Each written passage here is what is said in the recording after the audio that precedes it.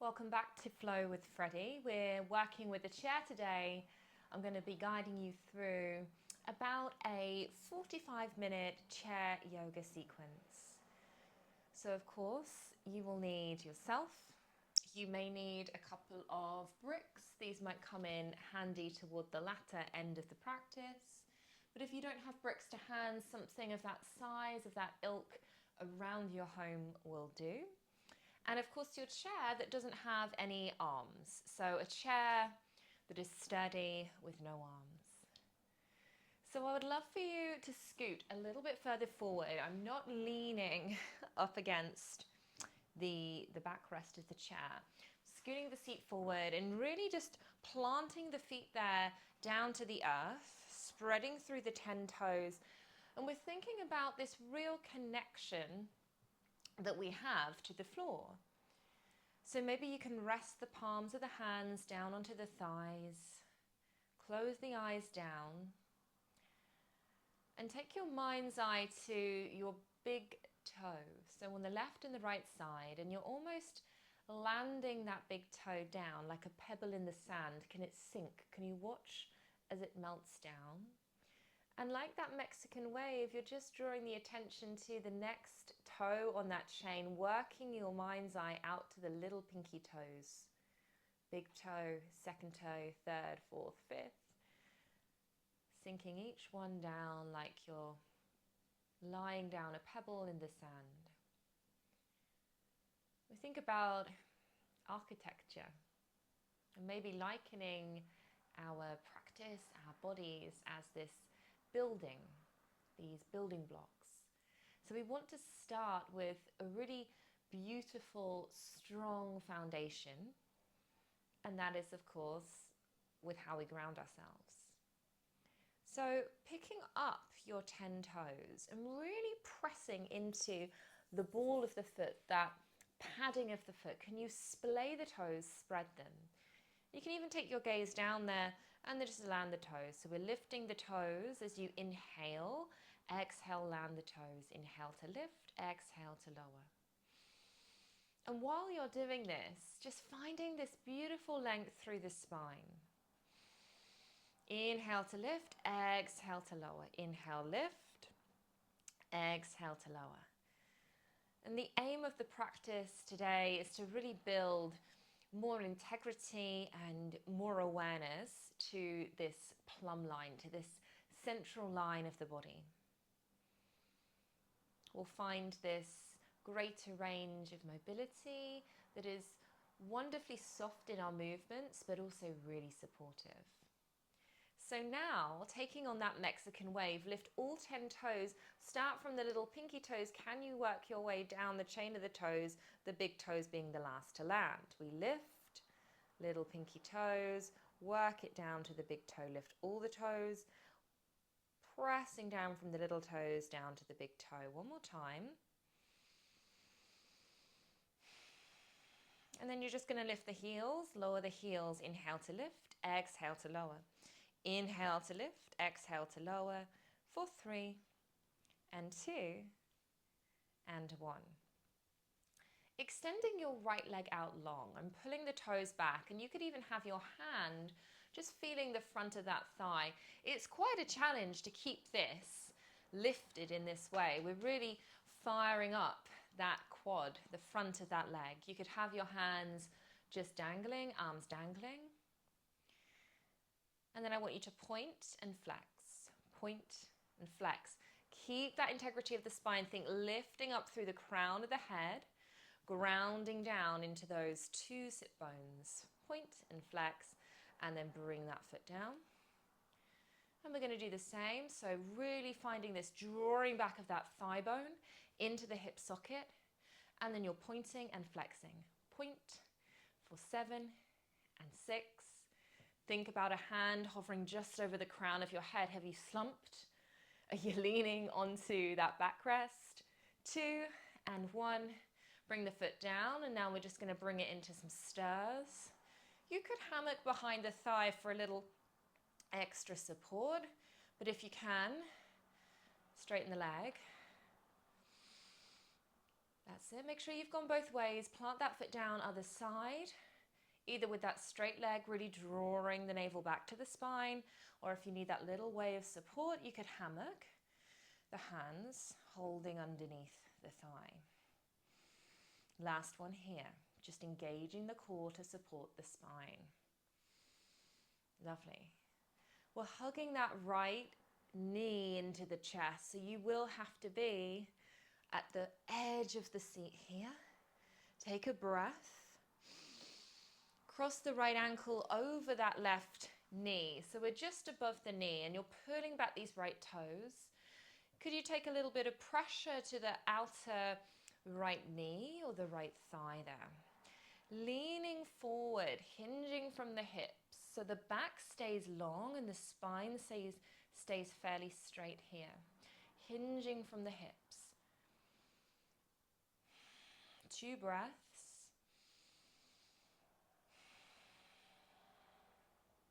One breath. And then we're just going to ease off, coming to that long spine, stacking your ribs over your hips. Hold behind the thigh this time. Can you extend the leg out? Release the arms and lower the leg. We'll try that again. You're just going to scoop. You're going to lengthen your leg. Release the arms, lower the leg. Onto the other side. Draw the left thigh in, sit tall. Shoulders down away from the ears, navel pulling back to the spine. And ignoring anything externally that may come as a distraction. We think of this point of yoga, maybe we're practicing that pratyahara, that withdrawal of the senses, no distraction. This mindfulness movement. Cross your left ankle over that right thigh. So just held above that right knee. Pull the toes back. A little pressure here. And we're hinging from the hips. I think of this as almost a karate chop at the hip space. The spine stays long. The lower abdomen pulls back. It doesn't have to be a wildly huge movement. Enough to feel it. Keep these toes pulling back. Keep them active. Another breath here. And if that wasn't enough, then maybe you're scooping and you're holding and you're sitting as tall as you can and you're hugging that leg in. Same could be done on that first side. We hold, we breathe. We release that down. Coming to that long spine, hammock under the thigh, straighten the leg, let go of the arms, lengthen the leg down. We'll do it once more. In, lengthen the leg, lower it down. So just working a little bit to those hip flexors. We're building up that little bit of resilience. Hands onto your thighs again. Shoulder rolls. Lift them up. Inhale. Exhale back and down. Inhale, lift. Exhale back and down. One more this direction. Inhale, lift. Exhale back and down. And then we'll go back up to the ears. Forward and down. Inhale back. Retract the shoulders. Lift them by the ears. And let them come forward and down. Last time. Exhale, forward and down. Chin to chest. Lower the chin to the chest. Notice that connection or that intimacy with the breath there might become a little more subtle or whispery in effect. It's almost this bow to the heart. Head bowing to the heart, that the heart knows best. Maybe this action, known as one of the bandhas, these energy locks in our yogic practice. Jalandhara bandha, chin to chest, Jalandhara bandha. Can help in quietening down what is a busy mind, perhaps. Moving out of the mind space and into the body. And then you're just going to lift the chin. Take your right ear to your right shoulder, without the shoulder creeping up, keep it down, inhale, left ear to left shoulder, again without that left shoulder lifting. And then if you wanted more, you could take the hand over the top of the ear, the head, breath here, and release other side, hand over the top of the head, keep this opposite shoulder down, One more breath, stretching the scalenes of the neck and bringing it back to center. Returning that length into the spine. Let's bring the ribs to pull back and the chin to drop to the chest. Feet are still grounded, and I'm tilting onto the back of my pelvis. Coming into this cat shape, think angry cat back. Inhale, those hands are going to float toward your hips. Your elbows draw into the sides of the ribs. Shoulder blades try to pinch together. Chest is pressing forward. Maybe the chin tilts up. And we repeat another 5. Exhale to round. And I'm actually just going to take this sideways on. You don't have to, just so you can see that movement. So it's this cat-cow rounding through the spine. Tailbone tucks under, chin tucks in. And then really lifting through the chest and retracting the shoulder blades back. 2 more. Exhale. Inhale. How much range, how much juice can you squeeze out of this? Inhale. And returning to that neutral spine, we're going to move into a little bit of a side bend. So this lateral movement, which is beautifully energizing for the system. So let's take maybe arm down. You can sort of rest it down, that chair leg. Lift the opposite arm up. You could pop your hand onto your hip. You could have the feet a little bit of a width apart. And then bringing that back down. And as you lift this right arm, make sure you're rooting down in that right sit bone. So we're not lifting up and falling off to the side there. That's it. We'll do it once more. Maybe try the hand on the hip and think of this side of your waist knitting together, ribs knitting together, this side opening up. Notice those oppositions. Hand to hip, all the way up and over. Pressing down into the opposite foot. Right foot presses, right sit bone grounds, and then coming back here. Now let's bring it into chair pose. So my feet are firmly rooted. I might walk my feet a little bit further in so I know that they're underneath my knees. We're going to sweep the arms up and sit low. So I'm hovering maybe an inch or 2 off the chair. I know that it's not gone anywhere, so when I sit down, it's going to be underneath me. So let's try that again. We're going to sweep up, sit down, low, holding in your chair pose, maybe joining the hands together, lifting the gaze. And exhale, bring the hands to the heart. I'm perching on the edge of the chair. I'm going to walk my ankles, my big toes together. Drop my chest down here. Yes. And maybe we take that right elbow to the outside of that left knee. And without the knees knocking all the way off to the right, squeeze the knees, the inner ankle bones together. Press the palms together. Spiral your gaze up over that left shoulder. Can the elbows try to press away from each other? They're firing away. The palms are squeezing together.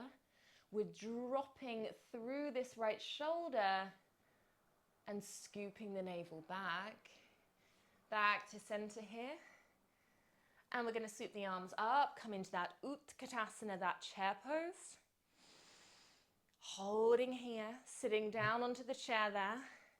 Hands to your heart, lean forward, hinging from the hips. Left elbow outside the right thigh. Make sure this doesn't happen with the knees and you get this sort of left knee sliding beyond the right knee. Try to keep them in line, keep them central, and it's your waist that's making the work happen.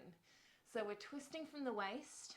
Sit bones are both firmly rooted, thumbs are glued together, and maybe as you look over that right shoulder, you think about those thumbs meeting in the middle of the breastbone. There's one more breath here. Lower abdomen drawing back, navel to spine. Bring that back to center. And we're going to sweep once more, finding our chair pose. Just hovering off the seat there, looking up to the thumbs. And exhale, bringing that down. Hands back to the heart, folding fully over the legs. Go for that forward fold. So head can dangle. You could have a parting in the feet. If you had bricks, this is a nice opportunity to maybe bring in the bricks. Your forearms could land, or you could be here if the chest is not quite meeting the thighs. So this flop and drop. And you might even scoot yourself a little bit further back so you can really use your thighs as this sort of support system. Chest onto thighs like a shelf. Head is heavy, and maybe a little left and right, and no of the head there. Let's restack the spine. Come up to our extended mountain, shuffling a little bit further forward, interlace your fingers. Flip your palms away from the crown of the head. Think of locking the elbows, pressing away the ceiling. Hold the ceiling up. Palms facing away from the crown of your head, pressing down into the 2 feet. Notice if you can get a little more length in your right side and a little more length in your left side. One more breath here, inhale. Exhale, we're going to hold to the back of the chair, open up the shoulders. Chest expansion here. Maybe the hands go down, pressing heart forward, and it's a little bit like a mini camel variation here. One more breath. Maybe a little collapse in the back of the neck. That is optional. Tuck your chin into your chest, walk your hands back onto your thighs. And we'll find a little bit of a twist here. So walking your feet around to the left, a version of our Matsyendrasana. Ordinarily, we would do this sitting on the floor, the legs out long, one knee bends, crosses over, and we find a twist. So Ardha Matsyendrasana. The seated version is very, very similar. So for this, let's take this left knee to cross over the right. So we're crossing the legs here. We're then going to take that left hand to the back of the chair, and you want to be pretty flush up against the back of the chair for this. My right foot's firmly rooted. I'm going to hug the back of the chair, using this as way of leverage. My knees won't want to be both pointing forward. They're not turning with me. So my legs and my lower half are facing this way. From my waist and above, facing this way. Finding that twist. Left thigh crossed over the right. Give it a breath, grow taller. Give it a breath out, soften through the heart. And then find that derotation. Unwrap the legs, walk them back to the center, walk them over to the other side. So it's the back thigh closest to the backrest that crosses. We want to be right in the center of that chair. Left foot is rooted. My toes are pointing this way, as are my knees. From my waist and above is where the rotation is happening. So I'm hugging the back of my chair. I'm sitting up tall. I'm not letting that left buttock peel off the chair. Shoulders are over ribs. Ribs are over hips. Can you find your gaze to drop over your back shoulder, right shoulder? Take a breath in, grow taller. Breath out. Notice if there's any leaning back going on. One more, breathing in, breathing out, soften through the heart space, and then we find that derotation. Unwind the legs here, walk them back to the center. Feet about shoulders width, hip widths apart. Right hand crosses over the left knee, left hand could find the back of the chair here, or the leg, and we're just going to find a softer twist. So scooping the lower belly back, using this hand and knee pressure as leverage. So we're not allowing the knee to knock in. There's a little bit of tension either side. Notice what this right knee is doing. Is it floundering around or is it pointing forward? Sit tall, breath in. Breath out, looking over that left shoulder. Can you drop it a little bit further away from the ear? And then coming back, walking the feet out wide. So you do want to be not far enough forward that you're going to fall off your chair, of course, but toward the front of the chair. So we're coming here into our version of goddess. So the toes and the knees are externally rotating rather than the knees dropping in. So toes point on this diagonal line and the knees follow that direction. You can even use a little bit of pressure to the inner thighs to really accentuate that stretch through the inner thigh and the groin area. Both sit bones are connected. We're lifting up through that plumb line, through that central line. Finding your goddess yin yang. So my right arm's going to go under and my left arm's going to reach overhead. Press down into both blades of the right, the left foot. Heels are connected. Bring it back to center. Other side, right arm overhead, left arm under. Keep that right buttock grounded to the chair. Bring it back to center. And we'll take the hands down to the thighs. Now we're coming into a version of warrior two. So the most accessible version of this, you're scooting a little bit further back to the center of the chair, and you're going to walk your feet around to the right. So I've got this open stance still, much like goddess. My right knee, right toes are pointing this direction, off to the side. I would bring my right arm forward, my left arm back. You can have a little look back to notice if this arm is floundering around. And your gaze is through your middle right finger. So this is your drishti, your focused gaze. Shoulders are down. Now the other variation on your chair, Virmadrasana 2, would be to bring your seat right in the middle. Same variation with the leg, but it's my thigh that's a little bit more onto the chair so that I can really extend through this back leg. And I'm opening my chest, I'm opening up that arm line, very similar. Virmadrasana tree, Virmadrasana 2, not tree. With the help of the chair, reach through the extension of the arms. Think fingers are energized. One breath here, inhale. Breath out, exhale. Now inhale, drop the back arm, flip the front palm, lift up, and we're coming into this reversed warrior 2. Same can be done in the other variation. And then bring it back to Virmadrasana 2. We'll hold, inhale, exhale. Taking your right forearm just to place on your thigh, but not dumping into this arm. We don't collapse in this undercarriage. We keep it as long as possible. Sweep this left arm up overhead. And notice this diagonal line you create from your outer left ankle bone all the way up the chain of the body to that middle left finger. You could look up underneath the arm into our side angle. Take a breath in. Take a breath out. Take a breath in back to Virmadrasana 2. One breath out. Bring the arms down. Walk the legs back to center.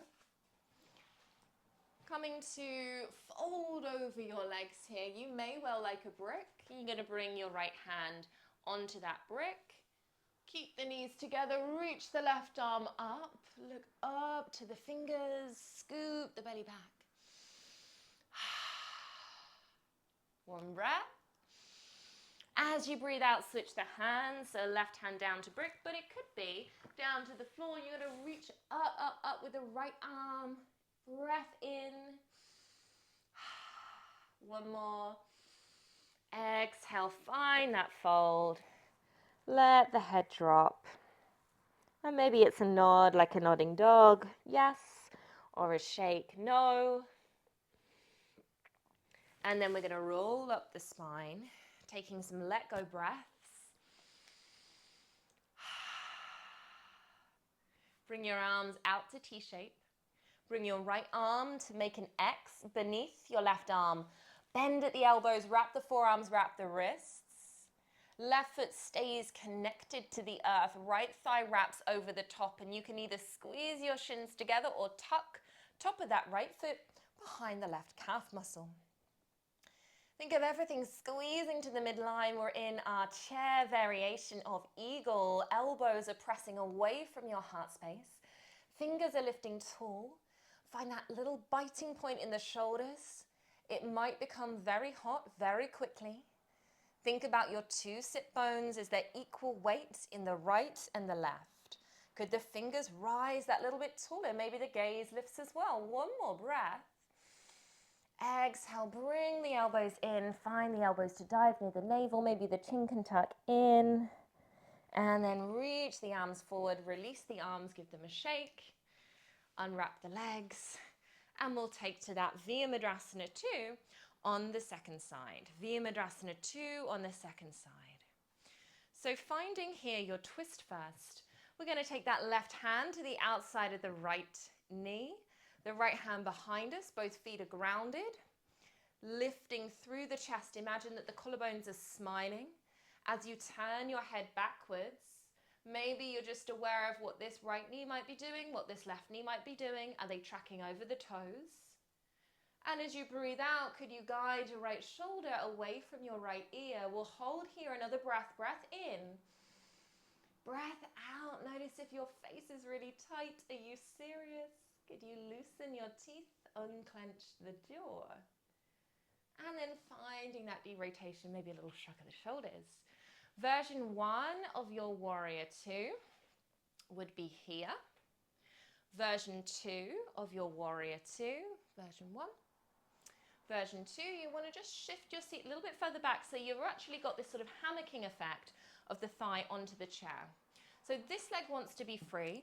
My left toes are pointing out to the left.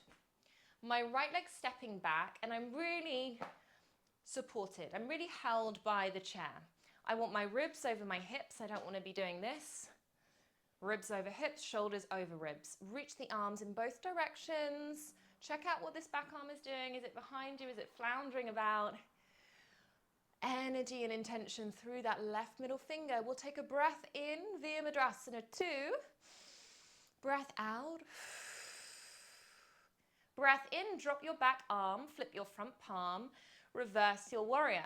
And think here about lifting your ribs out of your hips rather than collapsing down and this side getting really shorter and quite restricted. Think about lifting up and then back, and it's less dumping into the lower space of the back, looking under the line of the arm. Exhale back to warrior 2. Inhale. We stay, exhale. Inhale, landing the forearm. Sweep the right arm up. Look under the line of the arm. Think about both ribs getting long, not getting shorter in this undercarriage. One more breath, reaching through the top hand. Exhale back to warrior 2. Let's hold for one more here. Exhale. Then allowing the arms to drop, you're going to walk those feet to the front of your chair there. That's it. And then we'll find that fold over the legs. Head dangles. You might sweep the arms back. You might find a fist. You might squeeze the shoulder blades together. Knuckles pressing away from the floor. One breath. Exhale, release the hands.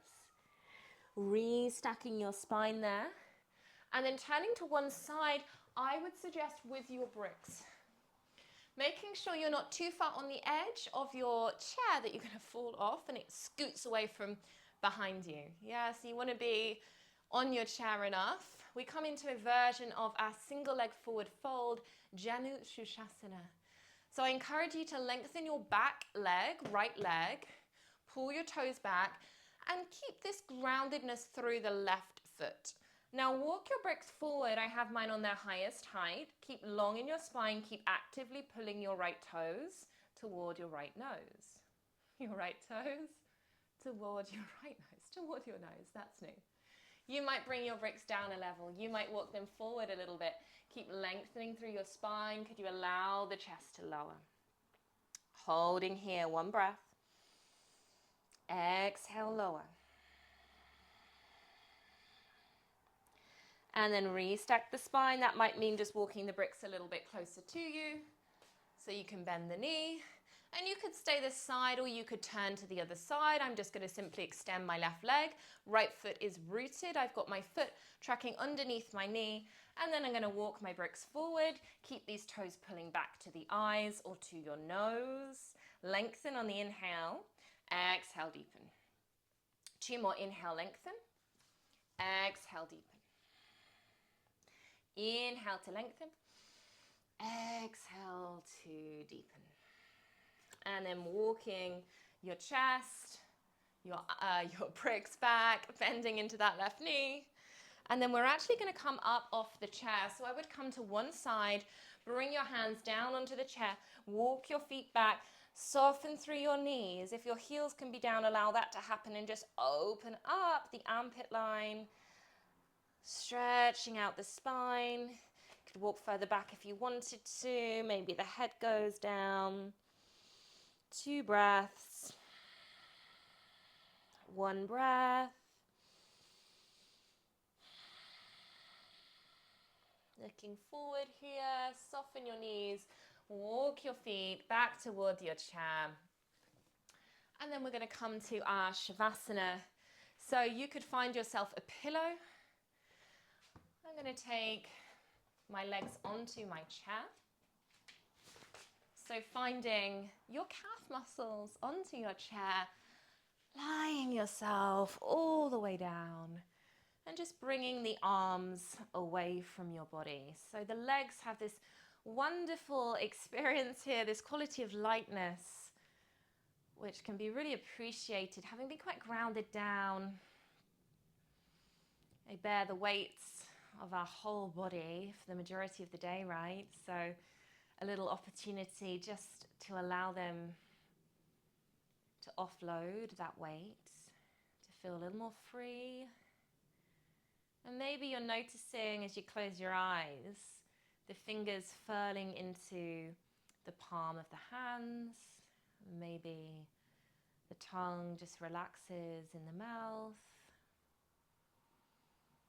And we allow for time here, so this indulgence. And again, I've said this in the other videos, if you have 10 minutes, maybe more, just to carve out of your day, then allow the video to end or pause me now and indulge in that. It might be setting a timer. Maybe you've got no time, but what I beg you to do is not to skip the Shavasana. Maybe it's the most important part of the entire practice.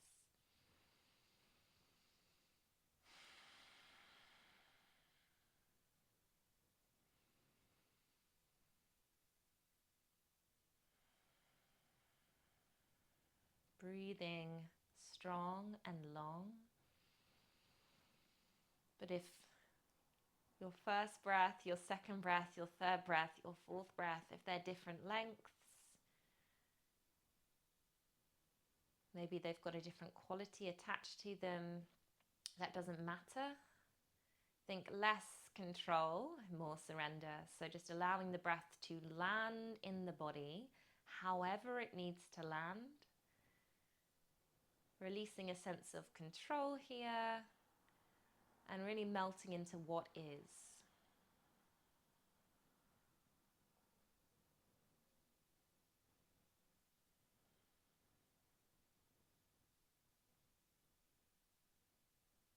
Trust that the breath knows how to breathe the body. It knows exactly what to do to hold you, to sustain you. 1 minute longer.